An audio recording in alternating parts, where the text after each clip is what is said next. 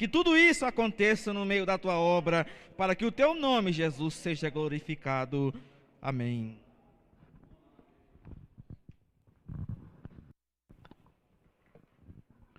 Glória a Jesus. Eu quero, com alegria, cumprimentar toda a igreja com a paz do Senhor Jesus. Queremos também cumprimentar os nossos irmãos e amigos que estão participando aí pelo canal do YouTube da nossa igreja, desejando a vocês que tenhamos uma noite abençoada na presença do Senhor, que possamos aprender na palavra de Deus aquilo que Deus tem para entregar a cada um de nós.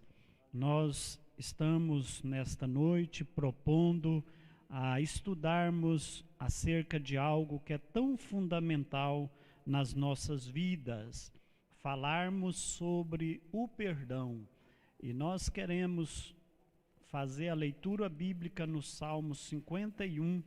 Eu te convido, você que está aí no seu lar, ou até mesmo no trabalho, está tendo como acompanhar, abra sua Bíblia aí no Salmo 51. Esse salmo é um salmo onde o salmista Davi, ele confessa o seu pecado, suplica o perdão e roga a Deus que ele renove um espírito reto. Salmo 51. Tem misericórdia de mim, ó Senhor, segundo a tua benignidade.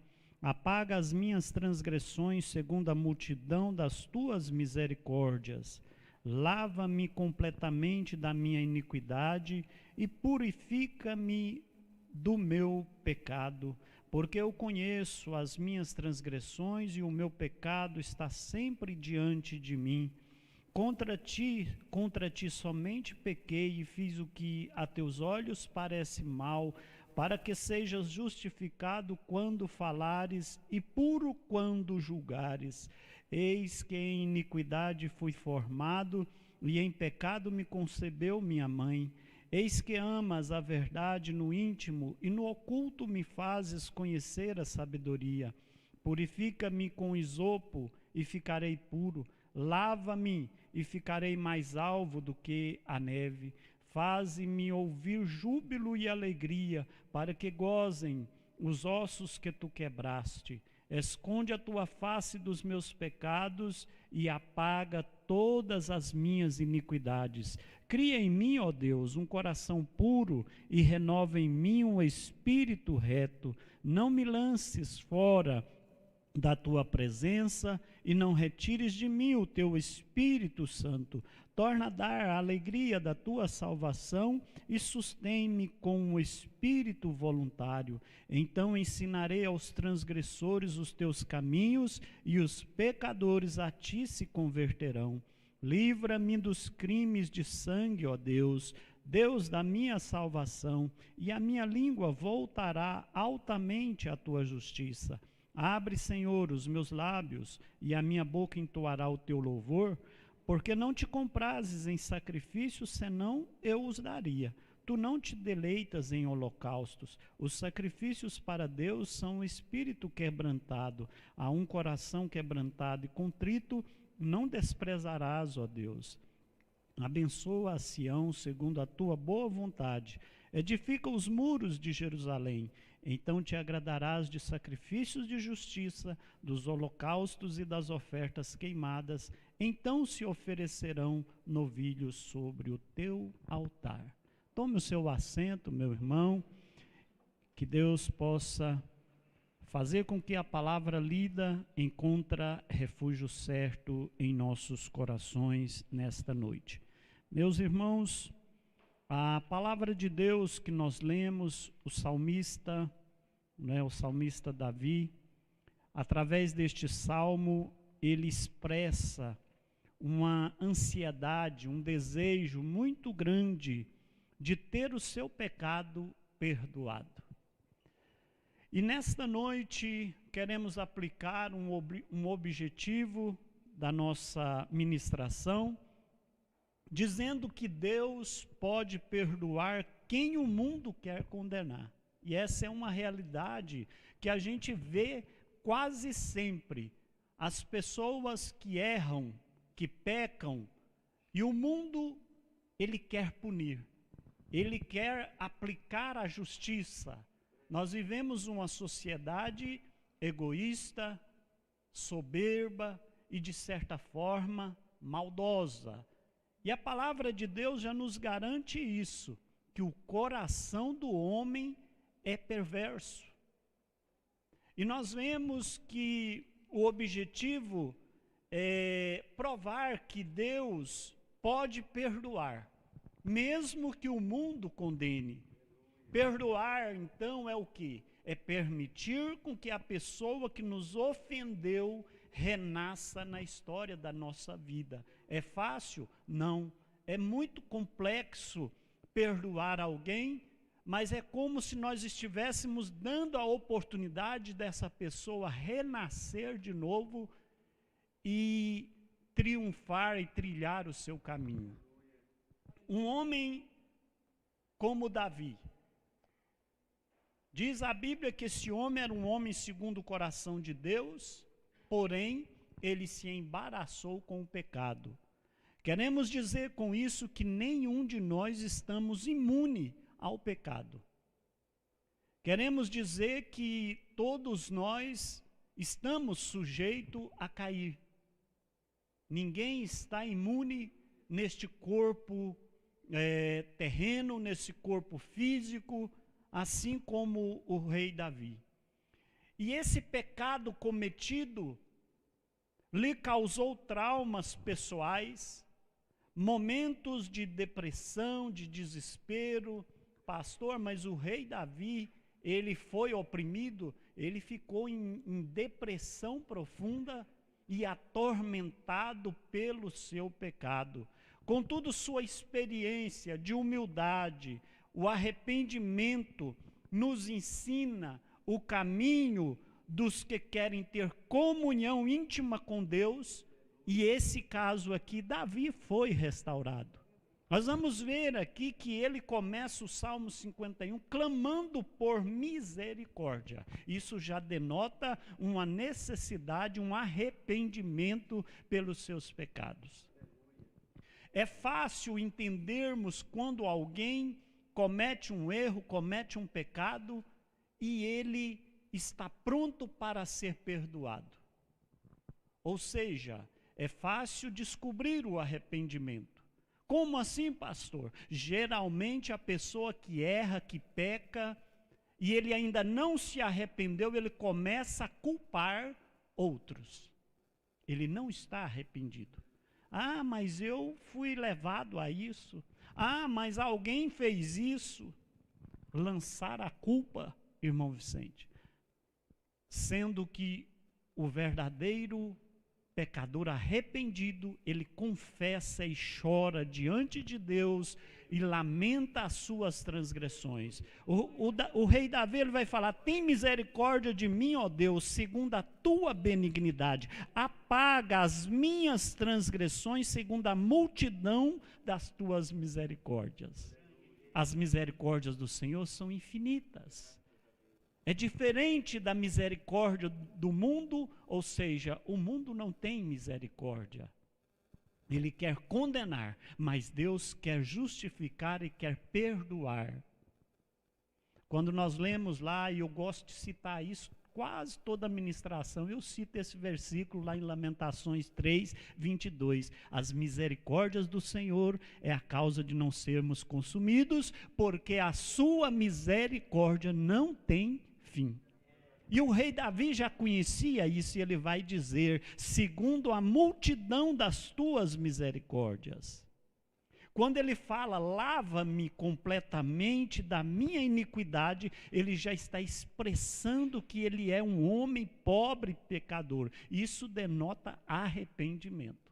Ao contrário de pessoas que às vezes erram, e ele começa a julgar e culpar e a se defender. Não tem defesa.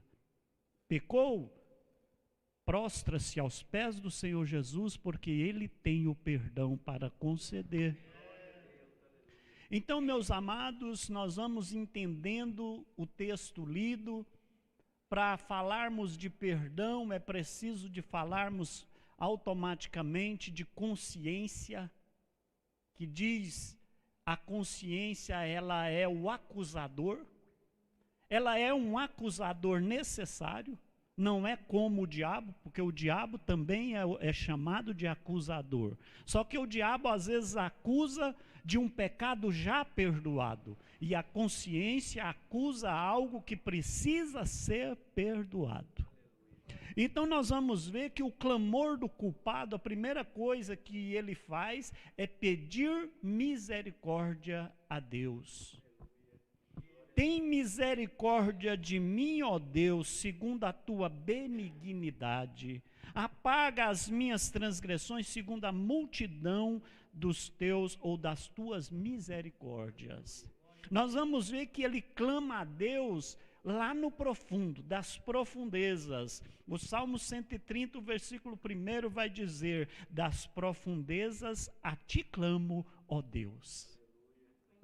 Quantas pessoas estão no erro, e quando chega o arrependimento, ele sente lá no fundo do poço, está na hora certa de você confessar as suas iniquidades e receber o perdão de Deus.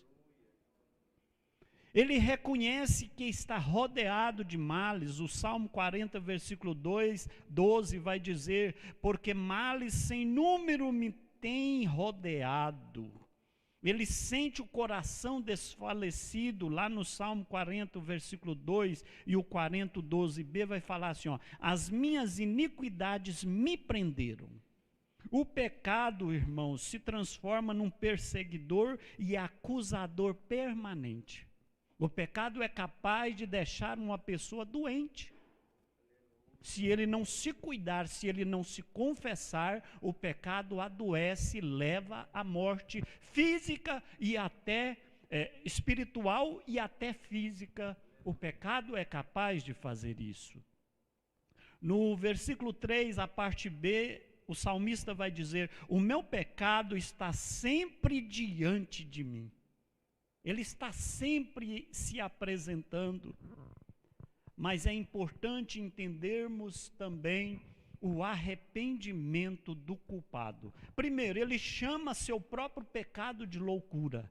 Isso é sinal de que está reconhecendo: eu fui um louco, eu pequei, eu cometi um erro. Isso é sinal de arrependimento.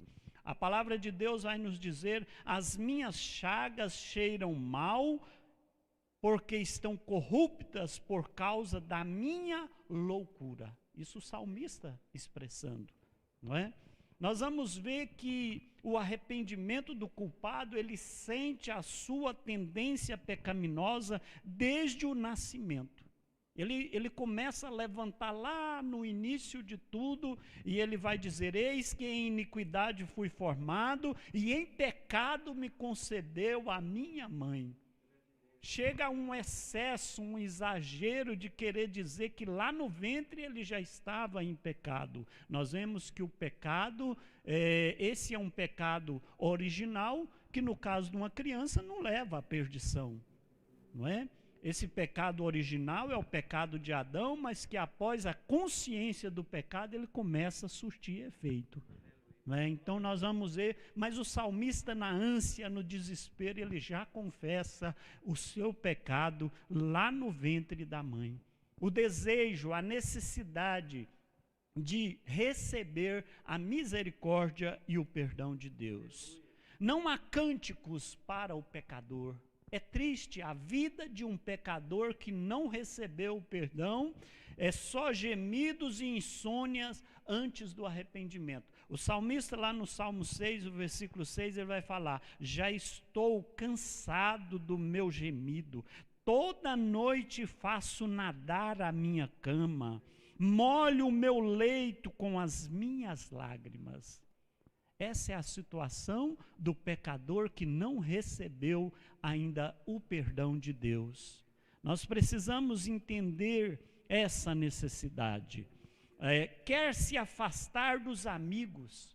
O pecador que não conseguiu ainda alcançar o perdão, mas que já tem um arrependimento trabalhando na sua vida, ele quer se afastar dos amigos, né? Amigos aqui são aquelas pessoas que levam também à perdição, que oferecem coisas que não vai edificar, e ele sabe disso e ele já quer se livrar dos amigos do pecado e das práticas más. No Salmo 6, o versículo 8, o salmista vai dizer: apartai-vos de mim, porque o Senhor já enviou a voz do meu lamento. É como dizer: olha, eu já estou recebendo a cura de Deus, eu já estou recebendo o perdão de Deus, não quero mais fazer parte desse ciclo vicioso do pecado. Outro ponto que nós precisamos entender é que o arrependimento do culpado faz com que ele deseja sair desse lamaçal e da correnteza das águas, né? Ele vai falar no Salmo 69, versículo 1 e 2, fala assim, olha: livra-me, ó Deus, pois as águas enterraram até a minha alma. Tamanha era a angústia do salmista. E depois ele vai falar: atolei em um profundo lamaçal. Então, meus irmãos, o pecado é capaz de causar um estrago muito grande. E aí nós vamos ver no Salmo 32, o versículo 3 e 4, quando há de fato a confissão do pecado. Antes da confissão é só dor e frustração. Não é? Porque o salmista vai falar lá no Salmo 32, ele fala assim, olha: enquanto calei, envelheceram os meus ossos de dia e de noite, a tua mão pesava sobre mim, o meu humor tornou-se em sequidão de estio. Ou seja, a pessoa, quando ele não confessa, ele vai sofrendo. Ele vai sentindo os seus ossos, o seu corpo se definhando, porque não está acontecendo o agir de Deus, porque ainda não houve confissão, arrependimento, mas a angústia está corroendo. E ele vai dizer: enquanto calei, envelheceram os meus ossos. A confissão dos pecados a Deus, no Salmo 32, 5, ele fala assim, ó: confessei-te o meu pecado. E aí, meus irmãos, na confissão não tem justificativa. Eu aprendi desde tempos, tem um provérbio que se diz aí, que justificativa é sinal de incompetência. Então, isso vale também para quem está na prática do pecado. Querer justificar o seu pecado é um sinal de incompetência, porque o que se faz é assumir o seu erro, assumir a sua falha e aproximar-se de Deus, que é perdoador.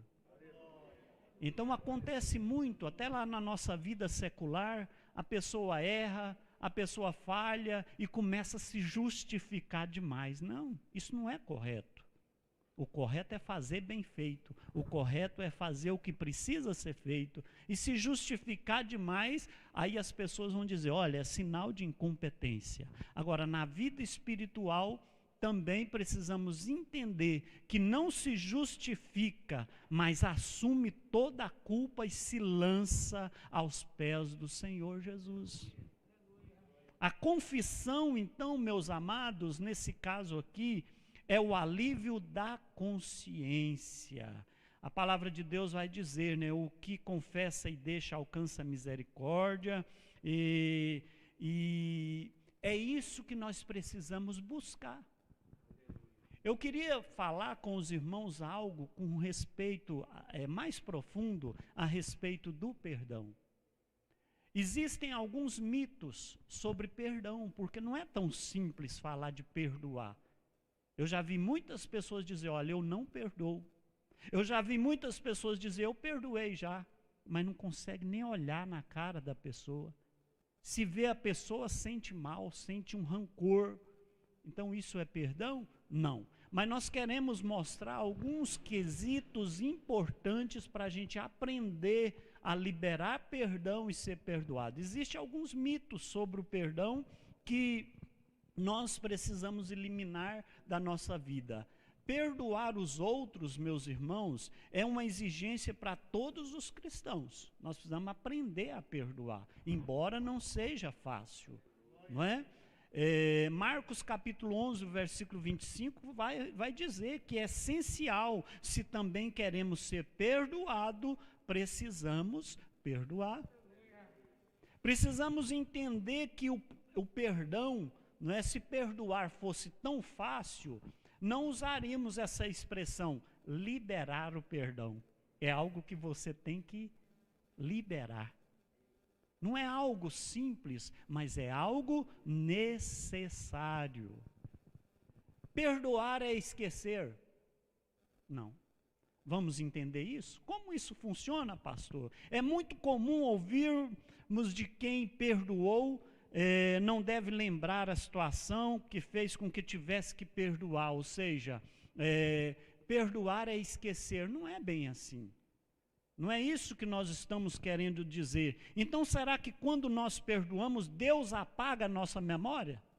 Não. Ou seja, perdão não é amnésia. Deu um apagão e agora não se lembra mais.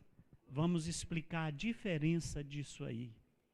Perdoar não significa que não vamos lembrar, viu? Perdoar não significa que nós não vamos lembrar do que nos aconteceu, mas vai mudar como nos sentimos em relação a esse acontecimento. O que acontece aí, irmãos, é que nós precisamos libertar das mágoas. Ou seja, todas as vezes que você disser, eu perdoei fulano que me caluniou, aí você perdoou, aí você lembra do acontecido e dói o seu coração, vem um rancor e você começa a achar que aquilo não foi bom, que aquilo está te machucando, então ainda não liberou o perdão.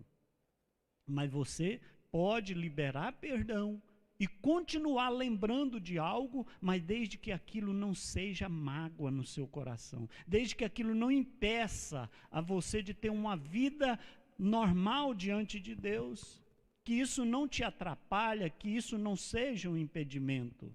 Então, entenderam, meus irmãos? O perdão não significa que você esquece, apesar de que a Bíblia fala lá, lançar no mar do esquecimento, Deus é capaz de fazer isso, mas o homem, não. O homem, ele vai sempre lembrar daquele acontecimento, mas se de fato houver o perdão, ele vai lembrar daquilo e aquilo não vai fazer mal algum a ele mais, porque já houve uma liberação. Então esse é um ponto. Liberar não é esquecer.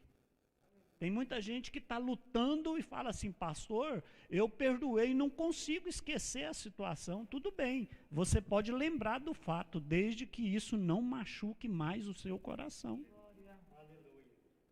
E como é percebido isso? Às vezes você, aconteceu isso, mas tudo bem, está tudo tranquilo. Eu quero que essa pessoa tenha vitória, seja abençoada. E se de fato isso está acontecendo, você está perdoando. Amém? Segundo mito que muitas pessoas cometem, cada ofensa precisa ser perdoada uma vez só? E aí, irmãs? Às vezes não. Às vezes nós precisamos batalhar. Às vezes nós precisamos continuar orando e várias vezes vai vir aquela mágoa e você ora novamente, perdoa novamente, até você conseguir limpar do seu coração o rancor. Enquanto tiver rancor, o perdão ainda não foi liberado. Então, cada ofensa, não é que ela tem que ser liberada de uma só vez, é quase impossível isso acontecer. Deus pode trabalhar, Deus pode fazer com que isso aconteça de uma única vez. Perdoei, pronto, acabou. Mas nem sempre é assim.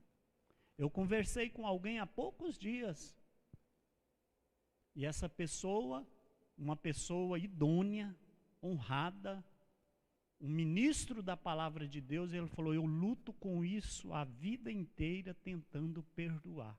Oro todos os dias. Não é fácil. É uma batalha. Porque às vezes causa um estrago muito grande. Não é? Então nós vamos ver, por exemplo, o que o rei Davi cometeu foi crimes. Não é? Cometeu um crime mandando assassinar, cometeu um adultério. E isso machucou muito ele ficou muito estragado com esses pecados, por isso ele vai reclamar, ele vai dizer que os seus ossos envelheceram, que ele foi lá nas profundezas, porque é isso que o pecado faz, não é? Mas nós entendendo que ao longo da vida nós vamos aprendendo a perdoar. Então, pode ser que você tenha que perdoar mais de uma vez, lutar com isso até você conseguir de fato liberar o perdão. Terceiro ponto aqui que eu quero entender com os irmãos: pessoas que insistem no erro não merecem perdão? E aí? As pessoas continuam errando, ele errou com você, continua errando, merece perdão? Você, talvez se fosse para me julgar, não é? Há poucos dias surgiu esse assassino em série aí em Goiás, prendeu agora essa semana, ou seja, mataram ele, né? E a gente vê lá os comentários, né? Ainda bem que morreu. É assim o julgamento da sociedade. Mas Deus não age dessa forma, não é? O número mencionado aqui por Jesus sobre o perdão, quando ele fala, Pedro fala até 7 vezes, Senhor. Jesus vai falar até 70 vezes 7, que dá 490. Só 490? Se você for contando, vai dar 400. Agora deu. Agora não perdoou mais, não. Não, até aí esse número é um número ilustrativo de Jesus.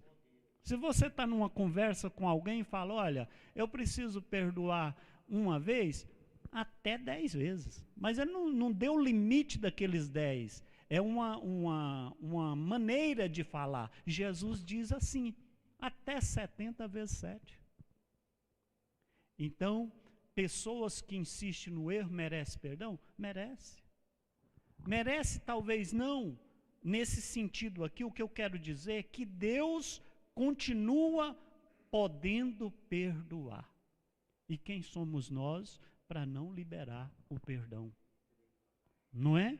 Então nós também não merecíamos perdão, irmãos. Não é? Mas Deus nos perdoou pelo seu amor e graça. Então como podemos negar o perdão a alguém dizendo que ela não merece? Não é? Então pensemos, reflitamos sobre essa situação. E o quarto ponto aqui: perdoar significa ser amigo de quem nos ofendeu. É um mito. Tem gente que fala assim, você tem que perdoar e ser amigo. Eu vou explicar para os irmãos uma situação que talvez vai favorecer você a liberar perdão. Quando você perdoa alguém, não significa que você tem que ser amigo dessa pessoa. Ou seja, o que nós precisamos entender, se você perdoou verdadeiramente a pessoa, você não tem a obrigação de conviver pessoalmente com essa pessoa, deixa ela levar a vida dela, você não pode ter ódio e nem ser inimigo dela, mas você não precisa ter esse relacionamento que talvez você tinha antes do pecado, antes da traição, ou antes dela te magoar ou te ferir. A palavra de Deus vai nos dizer lá em Romanos 12, e versículo 18, se possível, se for possível, tenha, enquanto estiver em vós, enquanto depender de vós, tendes paz com todos os homens. Não é assim que diz a palavra de Deus? Então você não precisa ficar mantendo o seu relacionamento de visita, de amizade, de distribuir. Antes, pastor, nós éramos igual irmãs. Eu mandava comida lá, ela devolvia, eu levava agrado a ela, ela mandava agrado para mim, a gente trocava presente, e agora eu não consigo, então eu não estou perdoando. Não, significa que você precisa perdoar, desejar o bem dessa pessoa, mas a Bíblia vai dizer que, se for possível, quando estiver em vós, tendes paz com todos os homens. Mas se você sentir que aquela amizade é perigosa, então, entenderam, irmãos? Depois vocês não vão dizer, ó, o pastor disse que nós não precisamos ser amigo. Não é isso que eu estou dizendo. Se essa amizade, de certa forma, te prejudica, você não consegue conviver com aquela pessoa sem criar ferpas, né? Sem criar atritos, então, se for possível, quando estiver em vós, tendes paz com todos os homens. Se for possível. Mas a Bíblia fala, temos que ter comunhão com o próximo e comunhão com Deus. Né? Isso é bem claro na palavra de Deus. E o quinto ponto desses mitos que as pessoas têm por aí, para perdoar o outro tem que pedir desculpa. Né? Aquela pessoa que te ofendeu tem que te pedir perdão para você perdoar? Não. Nós vamos entender, importante, o ato de perdoar não depende do arrependimento da outra pessoa. Pastor, alguém me caluniou e eu estou sentindo mal com isso. Só que eu preciso perdoar para mim ser abençoado. Mas eu estou vendo essa pessoa fazer mal com outros do mesmo jeito. Como é que faz isso? Perdoa ela, independente do arrependimento dela. Aí nós vamos voltar na mesma estaca. Quem promove o arrependimento é o Espírito Santo, e primeiro a pessoa tem que conhecer a Cristo, e não primeiro ela arrepender para conhecer a Cristo. Os irmãos entenderam? Primeiro ela tem que conhecer a Jesus Cristo, para depois ela ter facilidade de arrependimento. Enquanto não conhecer Jesus e saber quem é Jesus, às vezes a pessoa não consegue arrepender-se do mal que tem causado. Mas nós vamos entender que o ato de perdoar não depende do arrependimento da outra pessoa. Deus nos perdoou quando? Antes do nosso arrependimento. Quando nós éramos pecadores. Quando o diabo foi acusar Martinho Lutero, né, ele acusava ele, olha, você é um pecador. Martinho Lutero pôde dizer para ele, diz a história, que Martinho Lutero cortou a garganta do diabo com a espada. Quando ele diz, olha, de fato, mas ele veio e morreu para os pecadores. E eu estou incluído nesses pecadores aí. Então, meus irmãos, não é totalmente bíblico dizer, eu só vou perdoar quando alguém se arrepender. Não é bíblico. Né? O que nós precisamos entender, eu quero receber a bênção de Deus, eu fui atingido, eu fui machucado, magoado, eu perdoo, e o arrependimento fica por conta da pessoa que ofendeu. Amém, irmãos? Estão entendendo? O último ponto que eu queria compartilhar nesse quesito de mitos do perdão: perdoar é algo que eu preciso fazer sozinho? Eu sozinho consigo resolver? Eu estou ofendido, eu estou magoado e eu não consigo perdoar. Eu te digo que é necessário você compartilhar com pessoa idônea que é capaz de te orientar. Quem são essas pessoas? Primeiro, o pastor da igreja. Ele precisa ser alguém que tenha condições de te orientar na prática do perdão. Agora, se você for procurar um ímpio, eu preciso perdoar uma pessoa, não estou conseguindo, como é que eu faço? Rapaz, chega lá e faz o mesmo que ele fez com você. Não leva desaforo para casa. Não é assim? Porque a Bíblia diz que o coração do homem é mau por consequência. Mas se você quer liberar o perdão e não consegue sozinho, procura o pastor da igreja, procura o ministério, os obreiros, procura seus pais, que quer o bem para você, e você vai conseguir. Então, é um mito dizer que você consegue liberar o perdão sozinho, porque naquela hora de ânsia, de angústia, de amargura, de amargura, a tendência é querer vingar, é querer fazer justiça. Aí quando vem o aconselhamento, o Espírito Santo de Deus vai trabalhando e você consegue liberar o perdão. Quantos casamentos estão praticamente arruinados e depois que começa um diálogo de orientação e aconselhamento, há restauração. Mas se depender da pessoa sozinha é muito difícil. Então esse é um mito, né? Fale com o seu líder, mencione a sua dificuldade, peça oração. Então uma pessoa que seja madura na fé ajudará a lidar com esses sentimentos, né? E assim, irmãos, a questão do perdão. Quem precisa ser perdoado? Ah, pastor, eu acho que fulano não merece perdão, não. Não podemos, né, dizer isso.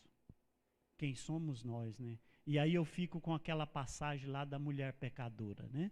Quem era ela? Uma mulher que vivia na prática do pecado. E os homens da época, os fariseus, querendo achar uma brecha para pegar Jesus, eles prendem aquela mulher. Jesus tinha descido de Jerusalém, estava indo em direção ao templo, eles chegam com aquela mulher, que situação humilhante, certamente arrastando ela, joga aos pés de Jesus e diz: olha, Senhor, na lei de Moisés, essa mulher tem que ser apedrejada. Diz a Bíblia que Jesus, ele abaixa e ele escreve com o dedo na terra. E quando ele está ali escrevendo de cabeça baixa, e eles: e aí, Jesus? A lei é clara. Quantos já ouviram essa palavra? A lei é clara.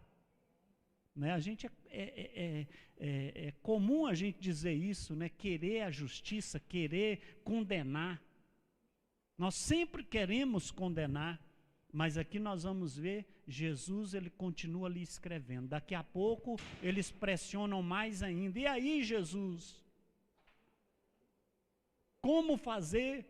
Nós vamos ver que Jesus vai dizer só assim: quem não tem pecado, atire a primeira pedra. A palavra de Deus vai nos dizer, irmãos, que eu acho mais interessante, a palavra de Deus lá naquela passagem vai dizer, irmão Florentino, que eles acusados pela consciência, e nós vamos falar disso agora, de consciência, acusados pela consciência, eles vão saindo um a um, começando pelos mais velhos, irmão Vicente. É assim que a Bíblia fala. Vai saindo um a um, começando pelos mais velhos, acusados pela consciência. A hora que Jesus fala do pecado, o camarada, uai, e aquilo que eu fiz? E eu estou aqui querendo julgar.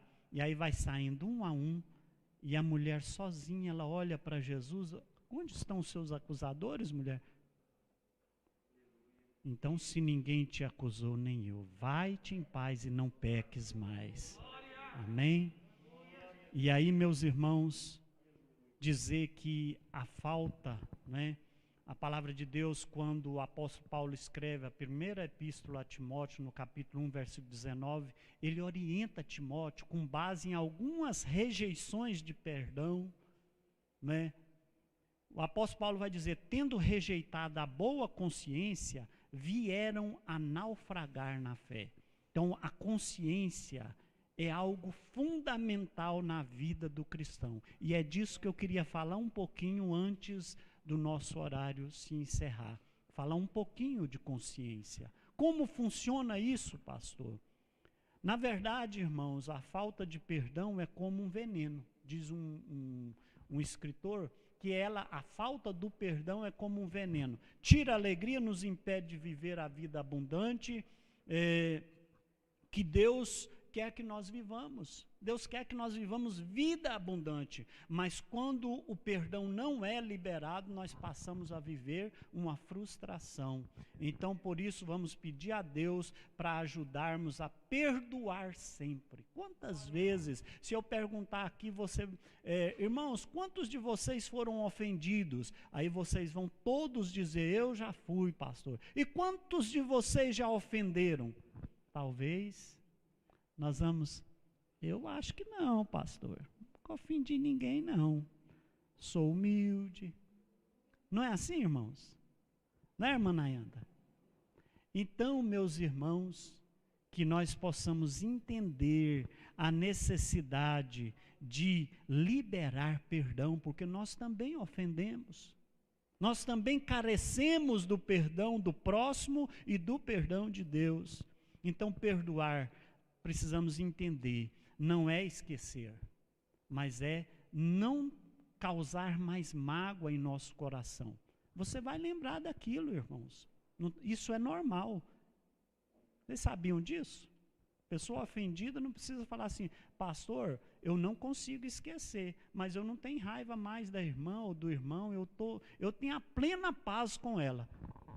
Beleza, então está tudo certo. Você de fato liberou o perdão. Você lembrou do episódio, mas não tem mais mágoa, não tem mais rancor no seu coração.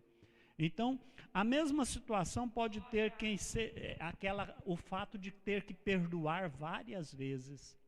Estou revisando o conteúdo aqui ministrado, né? Não existem pessoas que não merecem perdão. Todos merecem o perdão de Deus. Perdoar não significa que você tem que se reconciliar com o outro. O perdão você libera. E aí Jesus Cristo se incumbe de trabalhar no coração do ofensor e ele passa também a arrepender-se dos seus pecados. Caso contrário, irmãos, imagina você se você tivesse que realmente você só consegue o perdão de uma pessoa se a pessoa chegar para você e falar, eu te perdoo. E se essa pessoa morreu? E se essa pessoa foi para um outro país, para o exterior, e você não consegue um diálogo direto com ela? Mas você precisa liberar o perdão. E a outra parte será cuidada, é outra história, né? Então, precisamos entender isso. E a nossa consciência? O que é consciência, pastor? Eu vou citar um exemplo para vocês, e é um exemplo que vale muito para os jovens. É a questão de consciência. Eu estava lendo outro dia uma narrativa, diz que um jovem numa certa cidade, ele chegava na escola na segunda-feira às 8 da manhã, e aí os colegas, né, os amigos, ele já vinha encontrar com ele e dizia, e aí, ainda nessa onda de crente? E aquele jovem, ele girava a sua cabeça, o seu pensamento, consultava a sua consciência, a consciência dele incomodava ele com aquela pergunta, e ele dizia, sim, ainda estou nessa de crente.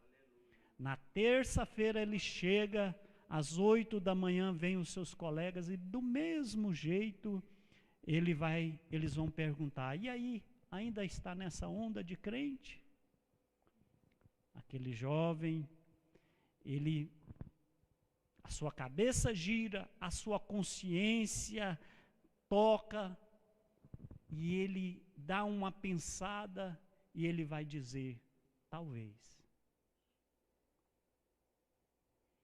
Na quarta-feira ele chega do trabalho às 19 horas, a sua família diz para ele, estamos indo para a igreja, e você vai conosco?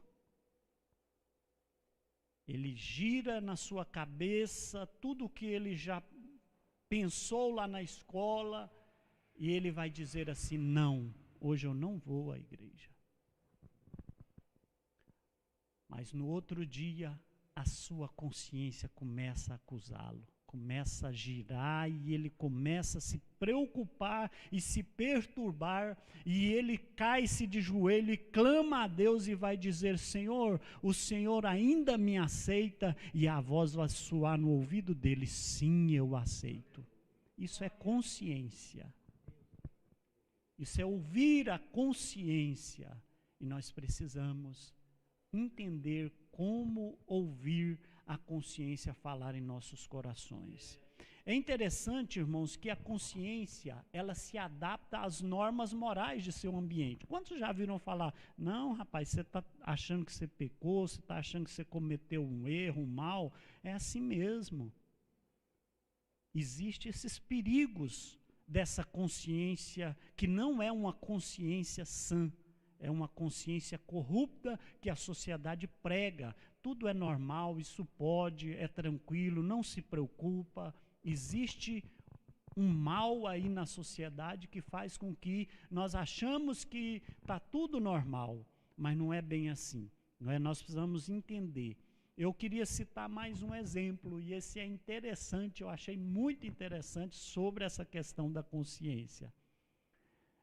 Diz que num determinado país socialista, chegaram alguns agricultores para o prefeito daquela cidade, e chegou para ele e pôde dizer: olha, nós queríamos que o senhor explicasse para nós o que é dialética.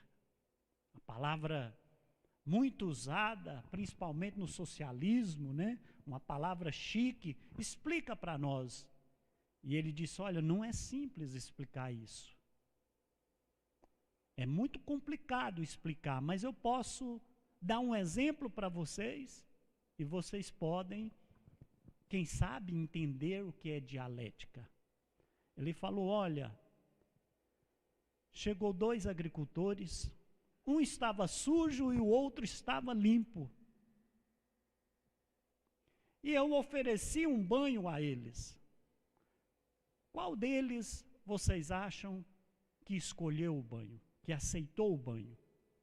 E eles, mais que depressa: o sujo. E o prefeito pôde dizer: não, o limpo. Por quê? Porque o limpo já está acostumado com o banho. E o sujo, não é? Também já está acostumado a ficar sujo. Então, qual dos dois escolheria o banho? E eles disseram: o limpo. E ele: não. Porque o limpo já está limpo. E o sujo precisa tomar banho. Qual deles vocês escolheriam para tomar o banho? E eles disseram novamente: o sujo. Ele disse: não, ambos podem escolher o banho. E eles puderam dizer: mas como assim? Todas as propostas suas a gente responde, você só quer a resposta do seu jeito. Ele pôde dizer: olha, ambos, porque o sujo precisa tomar o seu banho, o limpo está acostumado a banhar sempre, e assim é a consciência, é a dialética, vai de acordo com aquilo que a gente quer que seja. A gente consegue implantar esses padrões, mas não é assim na vida cristã, viu? A consciência é essa aí fora, a gente acha as alternativas conforme o nosso bem-querer. Mas para o cristão, nós vamos ver o que é a consciência. Para o cristão, a consciência é como está escrito lá em Hebreus, capítulo 10, versículo 22. Aproximemo-nos com sincero coração, em plena certeza de fé, tendo o coração purificado de má consciência e lavado o corpo com água pura. Sabe o que é uma má consciência? E ela parece ser legal? Lá numa empresa, o trabalhador chega para o colega e diz: olha, eu uso as ferramentas do patrão e não devolvo. Aí, aquele que tem uma consciência limpa e pura, ele fala: eu não uso as ferramentas dele e não fico com elas porque eu não acho correto. Então existe essa questão de consciência pura, porque aqueles que usam as ferramentas do patrão entendem que é da fábrica, mas aquele que tem a consciência pura, ele sabe que tem um limite, ele não pode fazer tal ato. Amém, irmãos? Estão entendendo o que vem a ser essa questão do perdão, a questão da consciência? Quando ela acusa, ela trabalha para o bem daqueles que querem ter consciência limpa, pura e tranquila. Agora, o mundo aí fora acha uma forma de burlar essa consciência. E a Bíblia já fala da consciência cauterizada. Qual que é? É aquela que as pessoas vão praticando o erro e achando que tudo está normal. Daqui a pouquinho ele nem pensa, daqui a pouquinho ela deixa de acusar. É automático. É automático. Por que ela acusa? Porque foge dos padrões morais. Mas quando há uma repetição, a consciência vai entender que aquilo é normal. Então, vamos estar conforme a palavra de Deus nos diz. Aproximemo-nos com sincero coração, em plena certeza de fé, tendo o coração purificado de má consciência e lavado o corpo com água pura. Amém, meus irmãos?